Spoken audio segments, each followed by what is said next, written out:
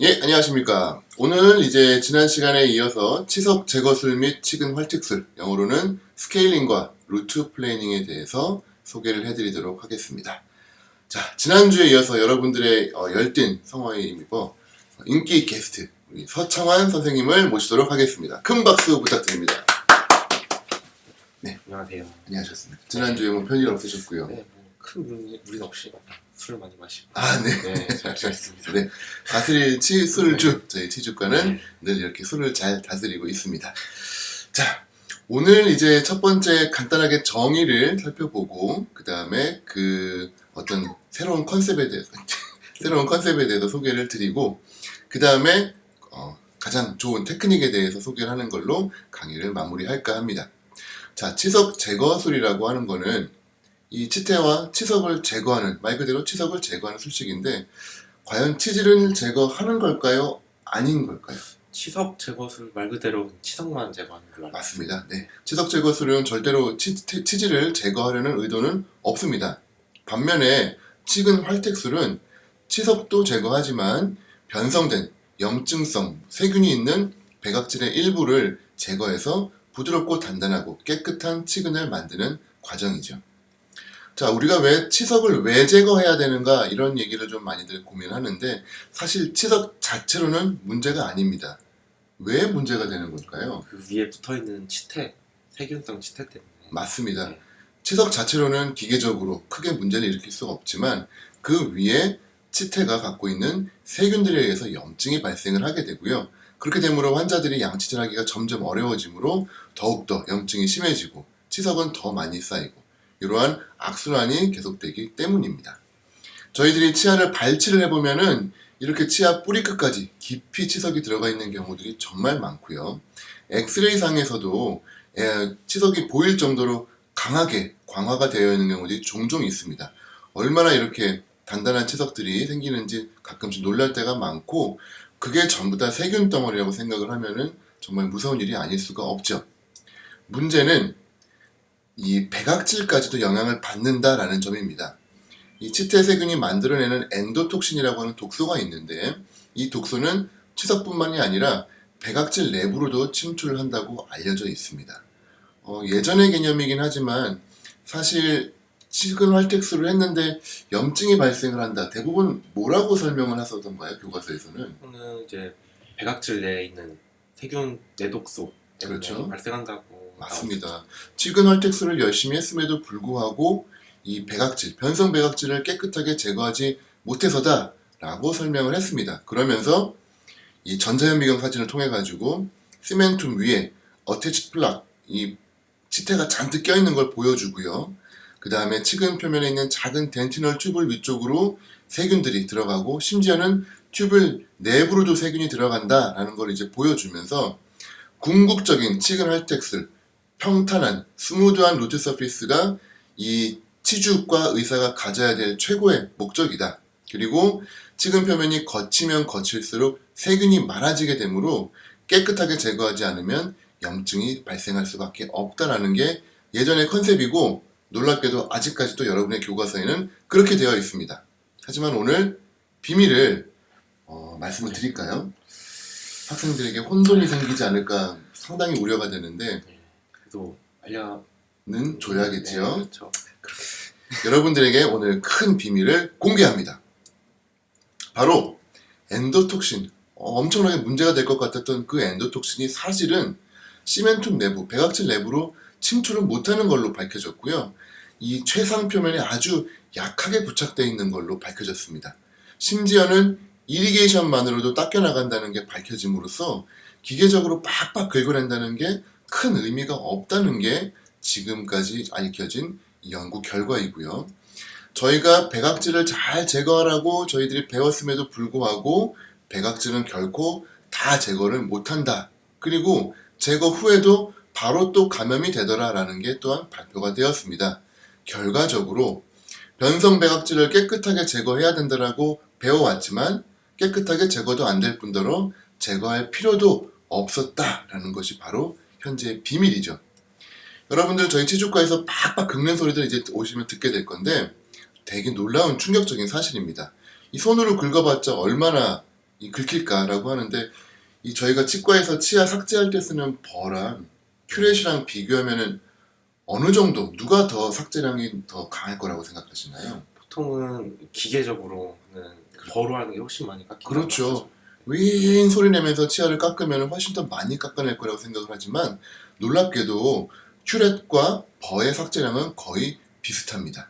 이 초음파 스케일러는 거의 삭제는 못하지만 손으로 긁어내는 큐렛은 유니버셜 큐렛, 그레이시 큐렛 등은 버와 비슷한 삭제력을 갖고 있으므로 팍팍 긁어내게 되면 엄청나게 삭제가 많이 되고 그로 인해서 오히려 환자들이 싫어할 수 있다는 거죠. 그래서 예전 개념에서의 치근 활택술은 어떻게든 배각질을 제거하고 치근을 활택하게 하는 것이 목적이었지만 최근에는 세균을 없애고 디톡시피케이션을 시키고 문제가 되는 염증성 조직을 긁어내는 디브리드먼트라는 개념으로 명칭을 바꿔가고 있습니다. 하지만 아쉽게도 여러분들은 교과서를 통해서 시험을 봐야 될 학생들이다 보니까 어떤 표현을 쓰는 게 맞을까요? 루트 플레이닝. 플래닝이요? 맞습니다. 루트 플레이닝으로 그냥 이해를 하시고 시험에도 치근 활택술로 쓰는 것이 맞겠죠. 자, 이제 치석을 찾아내는 방법에 대해서 좀 설명을 드리겠습니다. 임상에서 가장 손쉽게 치석을 볼 수 있는 방법이 한 두 가지 정도 있는데 어떤 것이 있을까요? 일단 프로브 같은 걸로 탐침 그렇죠. 해보는 것도 있고 아니면 공기를 불어넣어서 맞습니다. 직접 눈으로 보는 방법이 있죠. 환자에게 출혈이 없는 상태라면은 에어를 불면은 진지바가 이제 벌어져 있는 경우는 이제 뜨면서 안쪽에 있는 치석이 보입니다. 하지만 출혈이 있다거나 에어를 불면 환자가 싫어하는 경우들이 종종 있기 때문에 저희 치주과 의사들은 이 프로브를 이용해서 바로 텍타일 센스로 손맛으로 치석과 치태를 확인을 하곤 합니다. 자, 이 사진을 보시게 되면은 여러분들이 텍타일 센스를 이용을 해가지고 느껴야 될 다양한 이 치은 연화의 obstacle 문제들을 보여주고 있습니다. 뭐 이해하기 어려운 부분은 아니니까 그림 보고 확인하시면 되겠고요. 자, 스케일링과 루트 플래닝에 대해서 이 테크닉적 부분을 좀 설명을 드리겠습니다. 자, 치은 연상에 있는 치석을 제거하는 거는 어떨까요? 쉬울까요? 어려울까요? 연상은 연하보다는 훨씬 덜 단단하게 붙어 있어서 그렇죠. 이미 뭐 스케일링을 많이 해보셨기 때문에 이 바로 느낌이 오죠. 네. 확실히 치은 연하보다는 치은 연상 치석은 더 무르고 더 약하게 부착되어서 제거가 쉽습니다. 게다가 잇몸 위에 있기 때문에 시야도 좋고 기구의 접근도 좋기 때문에 아주 손쉽게 제거가 되죠. 저희가 치은 연상 스케일링 할 때에는 일반적으로 뭐 스케일러나 큐렛 아니면 이제 대부분 많은 부분들을 울트라소닉 스케일러를 이용을 하고요. 가끔씩 뭐 호나 치즈를 사용을 하기도 합니다. 중요한 거는 치석을 제거하는 부분에 있어서 치아 표면에 대해서 90도보다 약간 작게 바로 치석 아래에다 기구를 대고 짧고 힘차게 딱 떼는 느낌으로 치석을 떼야 됩니다. 이 짧은 스트로크를 파워풀 스트로크를 줘야 된다라고 영어 교과서에 되어 있습니다. 이렇게 해서 제거를 하셔야 되고요. 시클 스케일러는 예전에 배워서 아시겠지만 낫입니다. 아주 길고 뾰족하기 때문에 치은 연화로 들어가면 좀 위험할 수 있습니다. 치은 연상에서 조심스럽게 사용을 하셔야 되고요. 서창원 선생님 아마도 이 큐렛보다는 울트라소닉을 더 선호하실 텐데 어떠세요? 네, 훨씬 더 편하고 아무래도 뭐 바로 피 같은 것도 바로바로 씻겨 나가고 치석도 바로바로 씻겨 나가니까 그렇죠. 편한 네. 것 같아요. 특히 치석 많은 환자들, 이런 환자들 제거할 때에는 손으로 하면 이 손목도 아프고 이 엄지손가락도 되게 많이 아픕니다. 울트라소닉이 좀 편하다 보니까 저희도 많이 사용을 하고 있고요. 주의할 것은 심장 보조기, 페이스메이커를 사용을 하고 있거나 감염성 질환, 헤파, HIV 등이 있을 때에는 에어로졸을 통해서 혹시라도 감염이 될 수 있기 때문에 이러한 환자들한테는 절대로 사용을 하면 안 되고요. 임상적으로 꼭 주의해야 될 부분이 하나 있는데 혹시 뭔지 알고 계신가요? 뭐 포세린이나 뭐 골드 그런 이런 데 긁으면 흠집이 맞습니다. 울트라소닉 끝은 아주 뾰족하기 때문에 크라운이나 레진, 포셀린 위에다가 대고 긋게 되면은 금이 가거나 떨어지거나 자국이 남습니다. 이 스케일링 후에 환자들이 종종 컴플레인을 많이 하기 때문에 꼭 기억을 해두시기 바랍니다. 자, 치은 연화의 치석 제거술. 치은 연상은 훨씬 쉽고요. 치은 연화는 어렵습니다. 더 단단하고 더 불규칙하게 생겼고 시야도 안 좋고 기구 조작도 어렵고 오로지 텍타일 센스만으로 해야 되니까 그 효율은 당연히 떨어질 수밖에 없죠. 대략적으로 90도보다는 조금 기울여서 45도에서 90도 정도로 알려져 있고요. 이 탐침하듯이 찾아가지고 짧고 중첩되게 기구 놀림을 대패짓하듯이 라고 되어 있습니다.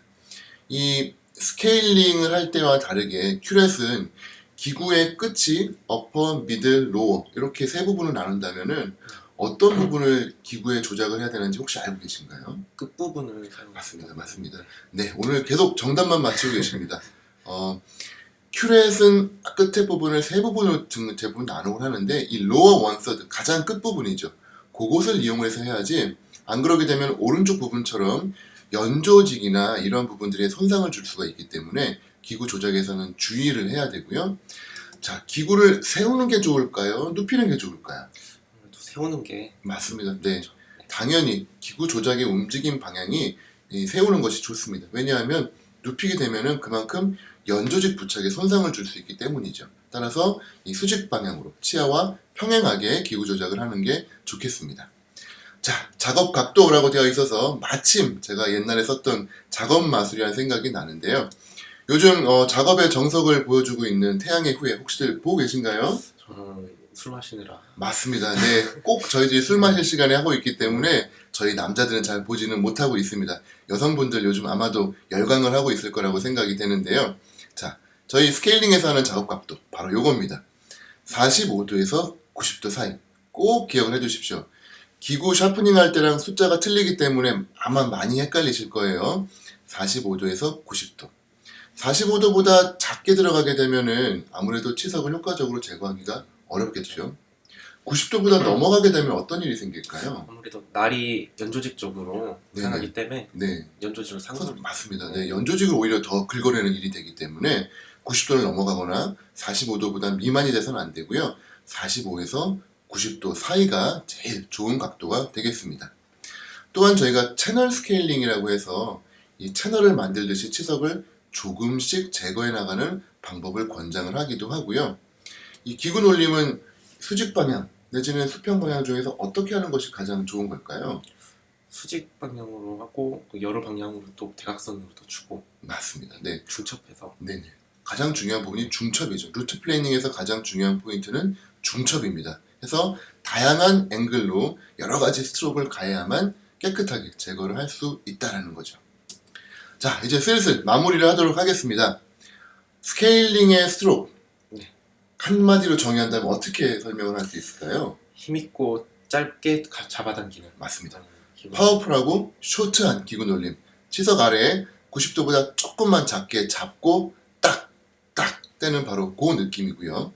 큰 치석을 한꺼번에 제거하려고 하면 당연히 안 되겠죠. 그렇죠. 기구가 미끄러지면서 연조직이 다치거나 문제가 될 수 있으므로 조금씩 제거하시는 게 좋겠고요. 자, 치근 활텍스 루트 플래닝의 스트로크를 뭐 한마디로 하긴 조금 애매하지만 네. 설명한다면 어떻게 표현하는 게 좋을까요? 플래닝은 치질이 삭제될 수 있기 때문에 좀 측방감은 약하게 네, 하고 기구 놀림은 짧기보다는 조금 길게 네, 주는 게 좋죠. 맞습니다. 그렇게 하고 되도록이면은 중첩되는 방향으로 하시는 것이 포인트가 되겠습니다. 자, 스케일링과 루트 플래닝이 다 끝났습니다. 환자를 그대로 보내는 게 좋을까요? 아니면 뭔가 더 해야 될까요? 마지막으로 표면을 좀 세척해주고 맞습니다. 네, 네네. 지혈도 시켜주고. 맞습니다. 네, 두 가지 근데 정확하게 또 오늘 말씀해 주셨는데요. 자, 스케일링과 루트 플래닝 후에 치석에 잔사가 남아있는 경우가 있습니다. 요게 잇몸 안에 갇혀 있게 되면은 상방에서는 치유가 일어나면서 치아랑 붙고요. 아래쪽에서는 움직이는 치석이 있게 되면은 100%입니다. 2주 안에 앱세스 잡혀가지고 고름 나온다고 찾아옵니다. 초심자들 대부분 사고를 많이 내죠. 따라서 스케일링과 루트 플래닝이 끝나고 나면은 이 H2O2 과산화수소랑 셀라인으로 깨끗하게 세척을 해주셔야 되고요. 아무래도 잇몸을 자극을 했기 때문에 출혈이 되겠죠. 따라서 거즈를 이용을 해가지고 압박을 통해서 지혈도 시키지만 또 하나의 효과가 있습니다. 거즈를 통해서 잇몸을 눌러주게 네. 되면 어떤 효과가 생길까요? 치은을 이제 치근면에 밀착을 맞습니다. 시킬 수 있죠. 네, 치은을 치근면에 밀착시켜서 치유를 촉진할 수가 있겠습니다. 그래서 반드시 이 마무리를 꼭 해주셔야 되고요. 자, 2주 정도 이후에 환자를 리콜을 해가지고 체크를 합니다. 자, 2주. 왜 하필이면 2주가 일주일도 아니고 한 달도 아니고. 다 치유가 되려면 2주 맞습니다. 네. 걸리기 때문에 그래서 최소 2주죠. 2주 전에 보는 거는 소용이 없습니다. 그 전에는 역시 탐침을 하게 되면은 또 출혈이 있을 수밖에 없죠. 아직 치유가 안 됐기 때문에요. 2주는 최소한 기다리셔야 확인을 할 수가 있겠습니다. 자, 저희 여러분들 이제 국시 공부하려면은 이러한 창상 치유 시간대별 잘 기억을 하셔야 되는데, 뭐 FGG 후에, 플랩 OP 후에, 스케일링과 루트 플래닝 후에 창상 치유 비슷비슷합니다. 자, 이렇게 한번 쭉 읽어보시고 잊어버리셨다가 시험 전에 잘 되새기시면 되겠습니다. 이렇게 해서 오늘 아주 충실하지만 네. 쓸데없는 시간이 된 것 같습니다. 어떠셨나요? 네, 그래도 나름 쓸모는 있었던 것 같아요. 그런가요? 네. 알겠습니다. 여러분의 임상에서 조금이라도 도움이 될 수 있도록 실제 강의 시간에는 더욱더 여러분과 가까운 임상적인 내용을 소개하도록 하면서 태양의 후예답게 한번 멋있게 한번 소개를 해볼까요? 자, 뭐 모두들 수고했지 말입니다.